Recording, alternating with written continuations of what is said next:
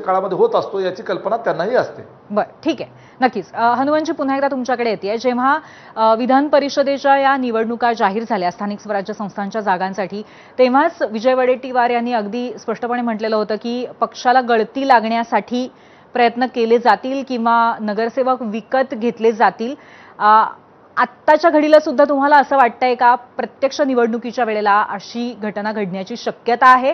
आणि त्याचबरोबर 17च्या 17 जागांवरती महाविकास आघाडी लढत नाहीये, त्यामुळे तुमची लढत पुरेशी आहे आत्ताच्या परिस्थितीत असं वाटतंय का? नाही, विजय वडेट्टीवार साहेबांनी महायुती सरकारचं जे याच्या अगोदरचं वागणं आहे त्या अनुषंगानं काही मत व्यक्त केलं होतं की या निवडणुकांमध्ये पैशाचा प्रचंड वापर केला जाणार।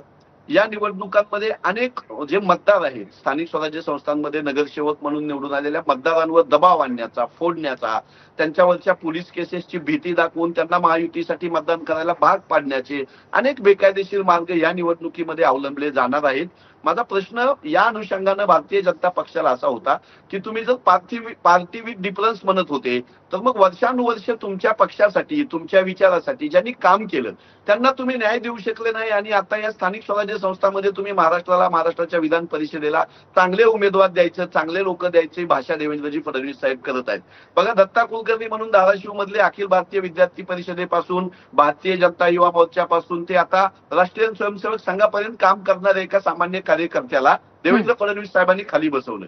त्याच जिल्ह्यामध्ये नितीन काळे नावांचे एक सिनियर नेते आहेत भारतीय जनता पक्षाचे, तेही विद्यार्थी दशेपासून भाजपाचं काम केलं, भारतीय जनता युवा मोर्चाचं संघाचं काम केलं, त्यांनाही बसवलं आणि धनदांडगे आणि आयुष्य काँग्रेसमध्ये घातलेल्या बसवराज पाटील यांना उमेदवारी दिली। तर प्रत्येक ठिकाणी नांदेडमध्ये असंच केलं यांनी, अनेक ठिकाणी भारतीय जनता पक्षाच्या निष्ठावंतांना आणि ज्यांनी भारतीय जनता पक्ष वाईट काळामध्ये उभा करण्यासाठी मेहनत घेतली त्यांना घरी बसवण्याचं जे भारतीय जनता पक्षाचं धोरण आहे त्यानं भारतीय जनता पक्षाचेच काही स्थानिक स्वराज्य संस्थांमधले नगरसेवक नाराज आहेत। त्यातली अनेक मतं महाविकास आघाडीला पडण्याची आम्हाला खात्री आहे, ती मिळावी म्हणून सुद्धा आम्ही प्रयत्न करू। काँग्रेस पक्षानं कुठेही पैसे देऊन उमेदवाऱ्या विकलेल्या नाहीत।